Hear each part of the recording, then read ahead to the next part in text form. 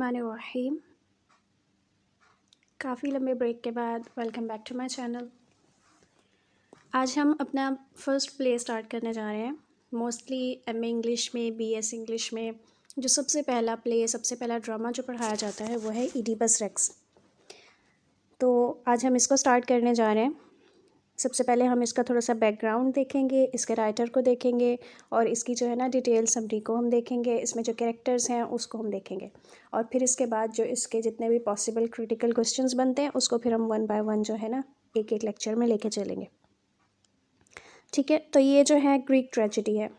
अब मैं आपको ट्रेजेडी का पहले बता दूं कि ट्रेजेडी क्या होती है। ट्रेजेडी इस तरह के ड्रामे को, इस तरह की स्टोरी को कहते हैं जिसकी एंडिंग अच्छी नहीं होती, हैप्पी एंडिंग नहीं होती जिसमें, ठीक है, जिसमें कहीं ना कहीं लास्ट में दुख का आंसर पाया जाता है, जिसमें हीरो बाद में किसी ना किसी दुख का, किसी न किसी प्रॉब्लम का शिकार हो जाता है। ठीक है, ये BCE में जो है लिखा गया था, यानी कि जो हम ईसवी कैलेंडर मानते हैं हज़रत ईसा अलैहिस्सलाम के आने के बाद से, उससे भी काफ़ी सा पहले 429 बिफोर क्राइस्ट जो है ना कैलेंडर, उस हिसाब से ये प्ले जो है वो लिखा गया था। ये बेसिकली ग्रीक लैंग्वेज में लिखा गया था, ग्रीस में यानी कि यूनान में परफॉर्म हुआ था। यूनानी राइटर ने लिखा था, यूनानी लैंग्वेज में लिखा था और फिर ये जो प्ले है काफ़ी फेमस हो गया था। फिर इसको बाद में डिफरेंट लैंग्वेजेस में इसकी ट्रांसलेशंस की गई थी। ठीक है,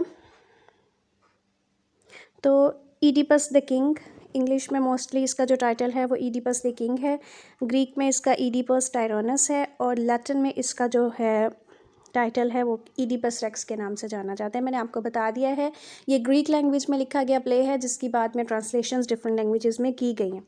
और ये ट्रेजेडी है। ट्रेजेडी क्या होती है वो मैंने आपको बता दिया है। एंशंट ग्रीक प्ले राइट ने ये लिखा है जिसका नाम था सोफोक्लिस। ठीक है, सोफोक्लिस ने ये प्ले लिखा है Oedipus Rex, Oedipus the king English में जैसे हम जानते हैं। ठीक है, पुराने ग्रीक राइटर ने लिखा है और ये जो परफॉर्म किया गया था बिफोर क्राइस्ट 429 में ये परफॉर्म किया गया था। और इसी हिसाब से जब ही ग्रीक का लिखा हुआ प्ले है तो इसमें आपको ग्रीक लैंग्वेज की झलक मिलेगी, आपको इसमें ग्रीक मैथोलॉजी और जो उस टाइम के जो परसेप्शंस थे, उस तरह के लोगों का रहन सहन, आपको हर वो चीज़ उसी तरह की यहाँ पर नज़र आएगी क्योंकि उस टाइम के प्ले राइट ने उस टाइम के लोगों की सोच और हालात के हिसाब से लिखा है। ठीक है, तो उस टाइम पर जो है थोड़ा सा अगर मैं आपको बैकग्राउंड दूँ तो ऐसा था कि डिफरेंट चीज़ों के लिए उन्होंने डिफरेंट खुदा बनाए हुए थे, अपने देवता जिसे वो बोलते थे, और उनसे वो जो है ना हर चीज़ के लिए रुजू करते होते थे। तो आपको इस प्ले में भी वही चीज़ ज़्यादा से ज़्यादा देखने को मिलेगी। इसका मेन थीम भी इसी चीज़ के गिर्द घूम रहा है। ठीक है, सोफोक्लिस ने 3 थीबन प्ले लिखे थे। अगर मैं आपको इसकी सेटिंग बताऊं तो ग्रीस जो मुल्क है उसका एक पुराने ग्रीस में एक मुल्क शहर था जिसका नाम था थीब्स। तो ये वहाँ की सेटिंग है, वहाँ पर ये प्ले लिखा गया, यानी कि उस शहर के बादशाह के हवाले से ये स्टोरी है। तो उस शहर के हवाले से सोफोक्लिस ने 3 प्लेज लिखे थे, तो ये उसमें से एक है। ठीक है, इसके बाद कॉलोनस और एंटिगोन जो हैं ये बाकी 2 प्ले उसी सिटी के हवाले से, उसी सिटी के लोगों के हवाले से लिखे गए हैं।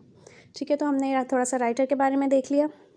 अब मैं आपको बता देती हूँ कि ये जो स्टोरी है ये इडिपस की है जो कि थीब्स का किंग है और ये इस चीज़ के गिर्द घूमती है कि उसको पता चलता है कि उसने ना जानते हुए अपने बाप को मार दिया है, अपनी माँ से शादी कर ली है और उसको ये चीज़ काफ़ी अरसे बाद जाके पता चलती है। इसमें फिर जो है ना हमें सोफोक्लिस की ड्रामेटिक वैल्यूज़ का पता चलता है कि वो किस तरह से स्टोरी को अनफोल्ड करता है। तो ये सारी स्टोरी इसी के गिर्द घूमती है। अब हम इसमें ड्रामेटिक पर्सोने या कैरेक्टर्स जो हैं उसको देख लेते हैं कि इसमें कैरेक्टर्स कौन है। मेन कैरेक्टर है इसमें इडिपस।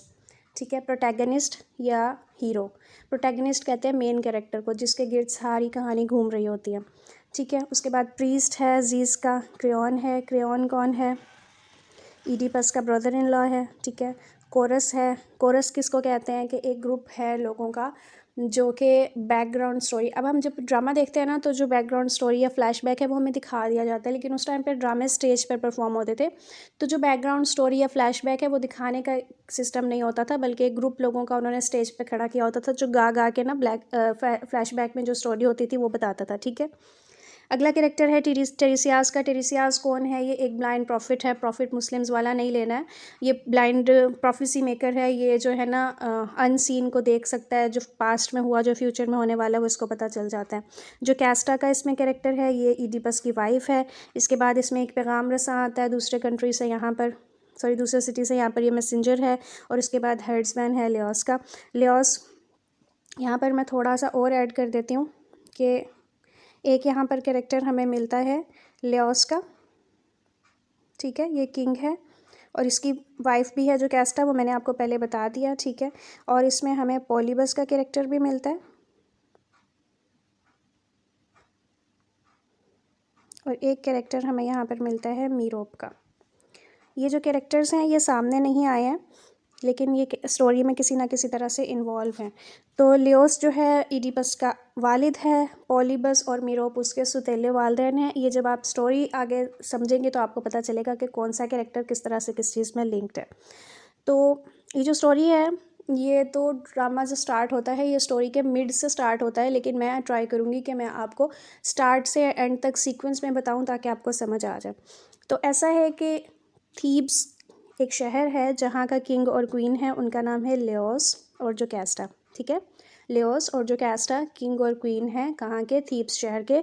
और उनको ये प्रोफेसी बताई जाती है, ये पेशन गोई की जाती है कि आपके यहाँ एक ऐसा बेटा पैदा होगा जो कि अपने वालिद को कत्ल कर देगा और अपनी माँ के साथ शादी कर लेगा। तो वो इस चीज़ को लेके परेशान हो जाते हैं दोनों मियाँ बीवी, लेओस और जो कैस्टा। तो वो क्या करते हैं कि वो बच्चे की दोनों पाँव में सुराख करके सलाख डाल देते हैं, ठीक है, ताकि वो बच्चा जो है ना भाग ना सके। और एक अपने नौकर से कहते हैं कि इसको माउंटेन्स में छोड़ाओ, और सॉरी माउंटेन्स में ले जाओ और वहाँ पे ले जाके मार दो। इन दी अदर वर्ड्स वो कहते हैं कि इसको वहाँ पे छोड़ दो, चूँकि हमने पाँव इसके बांध दिए हैं तो ये खुद मूव तो कर नहीं सकेगा और ये वहीं पे मर जाएगा। तो अब जो उसका उन लोगों का जो ग़ुलाम होता है, जो नौकर होता है, वो जब लेके जाता है बच्चे को तो उसको उस पर तरस आ जाता है। तो वो बजाय उसको मारने के, वो जो साथ वाला सिटी होता है उसके एक हर्ड्समैन को वो बच्चा ना हैंड ओवर कर देता है। अब वो हर्ड्समैन क्या करता है, वो उस बच्चे को ले जाता है अपने किंग और क्वीन के पास, जिनका नाम है पॉलीबस और मीरोप। ये दो कैरेक्टर्स जो मैंने यहाँ पर लास्ट में ऐड किए, पॉलीबस और मीरोप, ठीक है। ये कोरिंथ सिटी है, साथी सिटी, ठीक है, वहाँ के ये किंग और क्वीन है, और इनकी जो है ना औलाद नहीं है। किसकी, एक सेकेंड आगे चला गया, I am sorry about that जी। सो पॉलीबस और मीरोप, इनकी अपनी औलाद नहीं है। तो वो जो हर्ड्समैन है वो इस नौकर से जो है वो बच्चे को ले लेता है और वो अपने किंग और क्वीन के पास ले जाता है, पॉलीबस और मीरोप जिनकी औलाद नहीं है, और वो ईडिपस को ले लेते हैं और अपने बच्चे की तरह उसको पालते हैं बहुत प्यार से, ठीक है। यहाँ तक अगर आपको क्लियर है तो हम आगे स्टोरी आपको समझ आ जाएगी। देखें मैं दोबारा से रिपीट कर देती हूँ। लियोस और जो कैस्टा के यहाँ बेटा पैदा होता है ईडिपस, और वो उसको मारने के लिए भेज देते हैं क्योंकि उसके बारे में पेशन गोई की होती है कि अपने बाप को मारेगा, अपनी माँ से शादी कर लेगा। और बजाय उसको मारने के नौकर वो हैंड ओवर कर देता है किनको, पॉलीबस और मीरोप को, जो साथी जो सिटी है उसका किंग और क्वीन है, ठीक है। अब वो उसको ले लेते हैं, कोरिंथ सिटी के वो जो है ना किंग और क्वीन है वो ले लेते हैं। वो चाइल्डलेस हैं, वो उसको बहुत अच्छे से ब्रॉटअप करते हैं, बड़ा प्यार से। और एक दफ़ा जो है एक तकरीब हो रही होती है जिसमें एक ड्रंक बंदा ये बातें करता है ईडिपस के सामने कि ये तो पॉलीबस और मीरोप की अपनी औलाद नहीं है, ये अडॉप्टेड है। और ये बात जो है ईडिपस को बहुत बुरी लगती है। तो वो जो है अपने जो वालदैन जिनको वो समझता है पॉलीबस और मीरोप, वो उनके पास जाता है कि क्या ऐसा ही है। तो वो आगे से कहते हैं कि नहीं नहीं ऐसी बात नहीं है, तुम तो हमारे ही बच्चे हो। लेकिन वो ना इस चीज़ से सेटिस्फाई नहीं होता। तो वो किधर चला जाता है, वो ना पेशन गोई लेने के लिए या ओरेकल्स के पास। मैंने आपको पहले बताया है कि यहाँ पर जो है ना देवताओं का कंसेप्ट आपको मिलेगा। तो वो देवताओं के पास चला जाता है कि भाई मुझे बताओ कि मेरी हकीकत क्या है। और अब वो क्या करते हैं कि वो बजाय उसके जो भी इशू है उसको सॉर्ट आउट करने के, वो उसको बताते हैं कि तुम तो वो बंदे हो जो कि अपने बाप को मारोगे और अपनी माँ से शादी कर लोगे। अब वो बंदा पहले ही परेशान होता है, तो उसको ये भूल जाता है कि वो यहाँ पे किस लिए आया था। वो ये परेशान हो जाता है कि कहीं मैं अपने माँ बाप के साथ सच में ऐसा ना कर लूँ जिनको वो अपना रियल माँ बाप समझ रहा होता है, पॉलीबस और मीरोप, और वो उनसे दूर भागने की कोशिश करता है, ठीक है। वो अपना सिटी छोड़ के दूसरे सिटी की तरफ रवाना हो जाता है, कोरिंथ को वो छोड़ देता है। और वो दूसरे सिटी जा रहा होता है तो वहाँ पर एक रोड होता है, वहाँ पर उसको एक बूढ़ा आदमी मिलता है जो कि अपने अटेंडेंट्स के साथ जा रहा होता है, और रोड क्रॉस करने पर उनका झगड़ा हो जाता है, जिस पर वो उस बूढ़े आदमी को मार देता है, और उसके जो 5 अटेंडेंट्स में से 4 अटेंडेंट्स को मार देता है, और एक अटेंडेंट जो है वो वहाँ से भागने में कामयाब हो जाता है। अब इन फैक्ट कंडीशन ये है कि जिस बूढ़े आदमी को उसने मारा है वो असल में उसका रियल फादर है, लेओस, ठीक है।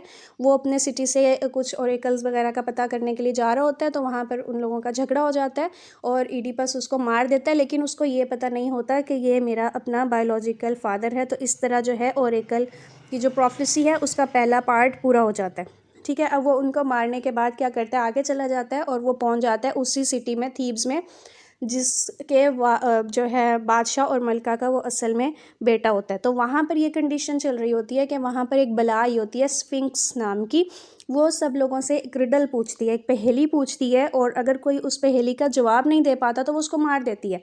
तो सिटी में इस चीज़ को लेके बहुत खौफ हरास फैला हुआ होता है। जब ईडिपस वहाँ पर पहुँचता है तो जो स्फिंक्स जो बला होती है वो उससे भी यही सवाल करती है। वो पहेली वो एक्चुअली ये होती है कि ऐसी कौन सी चीज़ है, ऐसा कौन सा जानदार है जो पहले जो है 4 टांगों पर होता है, फिर वो बाद में 2 टांगों पर चलता है और लास्ट में वो 3 टांगों पर आ जाता है। तो ईडिपस बताता है कि ये बच्चा है, इंसान है। जब वो बच्चा होता है तो वो 4 टांगों पर होता है, मतलब वो रेंग रहा होता है, तो वो हाथों का भी इस्तेमाल करता है चलने में। जब वो बड़ा हो जाता है तो वो 2 टांगों पर चलता है, और जब वो बूढ़ा हो जाता है तो उसको लाठी के सहारे की ज़रूरत पड़ती है, तो वो 3 टांगों पर आ जाता है। तो जब उसको अपनी रिडल का जवाब मिल जाता है तो स्फिंक्स अपने आप को खुद ही ख़त्म कर लेती है। तो इस तरह जो थीब्स के लोग हैं वो स्फिंक्स के कर्ज से आज़ाद हो जाते हैं। तो वो बहुत खुश होते हैं कि ईडिपस ने उस कर्ज से उनको निजात दिलाई है, और वो खुशी खुशी उसको अपना क्राउन पेश कर देते हैं। ये क्राउन एक्चुअली उसी किंग लेओस का है जिसका रास्ते में वो कत्ल करके आया, लेकिन ना तो ईडिपस को ये बात पता है कि वो किंग था और एक्चुअली उसका फादर था, और ना लोगों को ये पता है कि इसने लेओस को मर्डर किया। तो वो जो है उसको क्वीन भी पेश कर देते हैं, जो कि किंग की बेवा है और असल में ईडिपस की अपनी माँ है, और उसके साथ ईडिपस की शादी हो जाती है, लेकिन ईडिपस को पता नहीं होता कि ये मेरी अपनी वालदा है। तो इस तरह से प्रोफेसी का दूसरा पार्ट भी फुलफ़िल हो जाता है यहाँ पर। लेकिन इस पॉइंट पे किसी को भी पता नहीं होता, ना तो माँ को पता होता है कि वो अपने बेटे से शादी कर रही है, और ना बेटे को पता होता है कि मैं अपने बाप को मार चुका हूँ और अब जिसको मैं अपने साथ शादी में ले रहा हूँ वो मेरी अपनी माँ है, ठीक है। किसी को भी पता नहीं होता। ये तो है बैकग्राउंड। अब इससे अगला जो पार्ट है, यहाँ से एक्चुअली हमारा प्ले स्टार्ट होता है, ठीक है। जब प्ले स्टार्ट होता है तो क्या होता है कि किंग जो है ईडिपस, उसके पास लोगों का एक ग्रुप आता है और वो कहता है कि भाई यहाँ पर प्लेग आ गया है बहुत बुरा, और उसकी वजह से हमारे बच्चे मर रहे हैं, हमें खाने को कुछ नहीं मिल रहा, हम बहुत प्रॉब्लम में हैं, और आप बहुत आला इंसान हैं, आपने पहले हमें स्फिंक्स जो बला है उसके चुंगल से भी आपने हमें छुड़ाया था, तो आप कुछ कोशिश करें जिसकी वजह से ये हमारी जो मुसीबत है ये टल सके। तो ईडिपस उनको बताता है कि मैंने ऑलरेडी क्रेओन मैंने आपको पहले बताया था कि ईडिपस का ब्रदर इन लॉ है, उसकी जो वाइफ है जो कैस्टा, जो असल में उसकी माँ भी है, उसका भाई है, तो ये ईडिपस का मामू भी है और उसका ब्रदर इन लॉ भी है। तो वो कहता है कि मैंने उसको पहले ही डेल्फी के ओरेकल के पास भेज दिया है कि वहाँ से जाकर वो खुदाओं से, देवताओं से पता करके आए कि ये प्रॉब्लम हम पे क्यों आई है और इसको हमने किस तरह से सॉर्ट आउट करना है। तो अभी वो लोग वहाँ पर मौजूद ही होते हैं कि क्रेओन आ जाता है और वो ईडिपस को बताता है कि देवताओं ने बताया है कि जो पिछला किंग था लेओस, उसका मर्डरर यहीं कहीं हमारे बीच में मौजूद है, उसको पनिशमेंट नहीं दी गई है, इस वजह से जो है ये प्लेग आया हुआ है, और जब तक उसको जस्टिस नहीं दिलवाई जाएगी किंग लेओस को तब तक ये प्लेग ख़त्म नहीं होगा। ईडिपस को इस बात पर बहुत गुस्सा आता है और वो परेशान भी हो जाता है कि पिछला किंग यहाँ पर मर गया और किसी ने उस चीज़ को इन्वेस्टिगेट नहीं किया, तो यहाँ पर तो कल को मेरे साथ भी ये हो सकता है। तो वो काफ़ी हाइपर भी होता है और वो लोगों को कहता है कि अगर कोई भी इसमें इन्वॉल्व है उसको सख्त से सख्त सज़ा मिलेगी, कोई भी कोई चीज़ छुपाने की कोशिश नहीं करे। वो लेओस के जो मर्डर हैं उसका पता लगा रहा होता है, लेकिन इनडायरेक्टली वो अपने लिए भी आगे के हालात साजगार कर रहा होता है कि कल को ऐसी कोई कंडीशन मेरे लिए ना बन जाए, ठीक है। तो अभी इस मामले में फिर वो मज़ीद पता करवाने के लिए एक ब्लाइंड प्रॉफिट कहते हैं प्रोफेसी मेकर को, इसको मुस्लिम वाला प्रॉफिट नहीं आपने समझना। उन लोगों के टाइम में एक ऐसा कैरेक्टर था जिसको माजी का भी पता चल जाता था और इसको फ्यूचर का भी पता चल जाता था। तो वो टेरिसियास को बुलाता है और उससे पूछता है कि तुम बताओ कि जो पिछला किंग था लेओस, उसका मर्डरर कौन है। अब वो जो प्रोफेसी मेकर है टेरिसियास, उसको पता चल जाता है कि ईडिपस खुद ही उसका मर्डर है, और वह ना सिर्फ इनकी औलाद है, अपने बाप को कत्ल कर चुका है, बल्कि अपनी माँ से शादी भी कर चुका है, लेकिन वो ये बात बताने से इनकार कर देता है, जिस पर ईडिपस को गुस्सा आ जाता है और वो उसके साथ गलत तरह से बातें करता है। जब उन लोगों की गर्मा गर्मी ज़्यादा बढ़ जाती है तो वो इस बात पर उस पे इल्ज़ाम लगा देता है कि तुम और क्रेओन मिले हुए हो और तुम बता नहीं रहे हो। तो नहीं, सॉरी, एक सेकंड, हाँ जी, एक चीज़ मैंने मिस कर दी। तो उन लोगों की गर्मा गर्मी हो जाती है और उसके बाद फिर गुस्से में आके वो उसे बता देता है कि तुम खुद ही मर्डर हो और तुमने अपनी माँ के साथ शादी भी की है। तो इस बात पर ईडिपस को गुस्सा आता है और उसको लगता है कि जो मेरा जो ब्रदर इन लॉ है क्रेओन, वो इसके साथ मिला हुआ है, इसको सिखा के लाया है और पिछले किंग की इन्वेस्टिगेशन भी उसने नहीं करवाई थी और अब वो मुझे भी हटा के खुद तख्त पे बैठना चाह रहा होता है। हालांकि ऐसा नहीं होता। और जो ट्रेसियाज है वो एक ब्लाइंड बंदा है, वो उसको दिखाई नहीं देता ज़ाहिरी आंखों से, लेकिन उसकी बसीरत ऐसी है कि उसको वो सब भी नज़र आ जाता है जो आम लोगों को नज़र नहीं आ रहा होता। तो ईडिपस गुस्से में उसकी आंखों का भी मजाक उड़ाता है, जिस पर वो कहता है कि तुम जब यहाँ से जाओगे तो तुम भी ब्लाइंड होगे। ठीक है। उसके बाद जो है ईडिपस को गुस्सा होता है क्रेओन पर भी, उसको लगता है कि ये दोनों मिलके मेरे ख़िलाफ़ सब कुछ कर रहे हैं।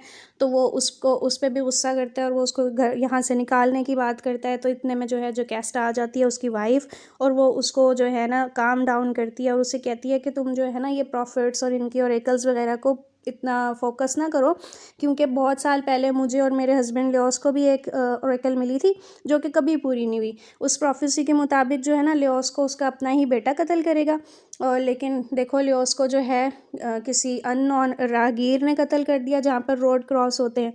तो अब जब वो रोड क्रॉस की बात करती है तो फ़ौरन वहाँ पर जो है ना ईडिपस अलार्म हो जाता है, क्योंकि जिस जगह पर उसने एक बूढ़े आदमी को मारा था वहाँ पर भी रोड क्रॉस हो रहे होते हैं।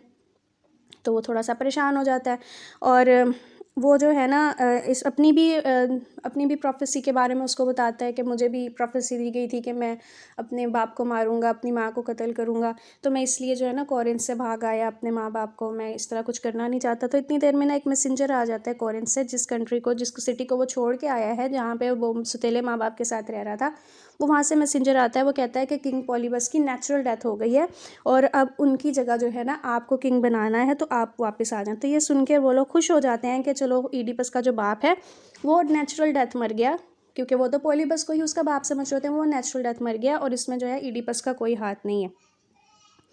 और जब वो थोड़ा सा रिलैक्स होते हैं, लेकिन ईडिपस वहाँ पर जाने से इनकार करता है, क्योंकि वो कहता है कि मेरी माँ अभी भी ज़िंदा है, तो मैं उसके साथ शादी नहीं करना चाहता, तो ये चीज़ कहीं पूरी ना हो जाए। ये सुनकर जो मैसेंजर है वो कहता है आप परेशान नहीं हो, क्योंकि वो आपकी अपनी माँ है ही नहीं, ये जो हैं ये आपके अपने माँ बाप नहीं हैं, बल्कि मैंने ही यहाँ के एक चरवाहे से जो है ना आपको लेके उनको दिया था। अब ये सुन के जो है ना उन लोगों के होश उड़ जाते हैं कि भाई ये क्या बात कर दी है।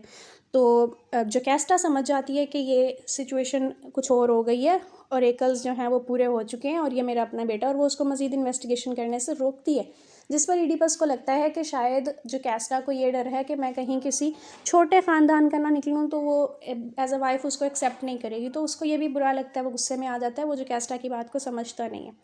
तो फिर वो कहता है उस मैसेंजर से कि तुम उस चरवाहे को बुलाओ, उस शेफर्ड को बुलाओ जिसने तुम्हें बच्चा हैंड ओवर किया था। तो वो जब शेफर्ड वहाँ पर आता है तो वो बता देता है कि हाँ जी, ईडिपस ही वो बच्चा है जो कि लियोस और जो कैस्टा की औलाद था, और उसको किंग और क्वीन ने मारने के लिए भेज दिया था, लेकिन मुझे उस बच्चे पर तरस आ गया और मैंने उसको मारने की बजाय इसके हैंड ओवर कर दिया, और ये यहाँ से जो है कोरिंथ में पॉलीबस और मेरोप की औलाद के तौर पर रहा। अब जब ये चीज़ सारों के सामने आ जाती है तो जो कैस्टा से ये चीज़ बेयर नहीं होती है, वो अपने कमरे में भाग जाती है और वो वहाँ पे जाकर ख़ुद को हैंग कर लेती है। ईडिपस को जब ये चीज़ पता चलती है तो फिर वो बहुत ज़्यादा पेन में आता है, और वो जब जाता है जो कैस्टा की डेड बॉडी में उसके जो ब्रूच लगे हुए होते हैं उसके सूट के साथ वो निकालता है और उससे अपनी आंखें फोड़ लेता है। ठीक है, अपनी आंखें फोड़ लेता है और वो अंधा हो जाता है। और जो कैस्टा जो है वो इस चीज़ को बेयर नहीं कर पाती, वो ज़िंदा रहना भी बेयर नहीं कर पा रही होती है, लेकिन ईडिपस अपने आप को ये सज़ा देता है कि वो इस सच के साथ ज़िंदा रहेगा कि उसने अपने बाप को कत्ल किया, अपनी माँ से शादी की, और उस माँ के साथ जो उसकी औलादें थीं फिर वो उनके लिए कंसर्न होता है। तो फिर वो अपने ब्रदर इन लॉ जो कि असल में उसका मामू भी है, जाते जाते उसको बोलता है कि मेरी बेटियों का ख्याल रखना, और जो है मुझे यहाँ से ना अब निकाल दो, थीब्स से निकाल दो, क्योंकि मैं यहाँ से नहीं निकलूँगा तो अब इस सिटी पर और ज़्यादा जो है ना वबाल चलता रहेगा। तो इस पर क्रेओन उसको कहता है कि ज़रा तुम वेट कर लो, अब जब तक खुदाओं की तरफ से कोई फ़ैसला नहीं आ जाता तब तक हम ऐसा कुछ भी नहीं करेंगे। और फिर खुदाओं की तरफ से जो भी है वो कंसेंट लेते हैं और ईडिपस अपने आप को खुद ही एग्ज़ाइल कर लेता है, वो वहाँ से निकल जाता है। और जब वो वहाँ से निकलता है तो वो ब्लाइंड होता है। तो इस तरह से एक और प्रोफेसी जो ब्लाइंड टिरिसियाज़ ने की होती है कि तुम जब यहाँ से जाओगे तो तुम ब्लाइंड हो चुके होगे, ये भी पूरी हो जाती है। तो बेसिकली इस ड्रामा का जो थीम है वो इसी चीज़ के गिर्द घूमता है कि क्या इंसान अपने मामलात में, अपने फ़ैसलों में ख़ुद मुख्तार है, या वो खुदाओं के हाथ में सिर्फ़ एक कठपुतली है। और अगर सब कुछ पहले से ही डिसाइडेड है तो फिर इंसान को उसके अमाल की या फ़ैसलों की सज़ा क्यों मिलती है, उसको फिर कसूरवार क्यों ठहराया जाता है। तो इसके जितने भी पॉसिबल थीम्स हैं वो हम वन बाय वन अगले लेक्चर्स में देखेंगे। अगर यहाँ तक आपको कुछ समझ में आया हो तो भी बताइएगा, अगर कुछ समझ नहीं आया है तो काइंडली कमेंट करके पूछ लीजिएगा। मैं ट्राई करूँगी कि मैं इसको एक्सप्लेन कर सकूँ। इंशाल्लाह नेक्स्ट वीडियो में आपसे मुलाकात होगी। अस्सलामु अलैकुम व रहमतुल्लाहि व बरकातुहू।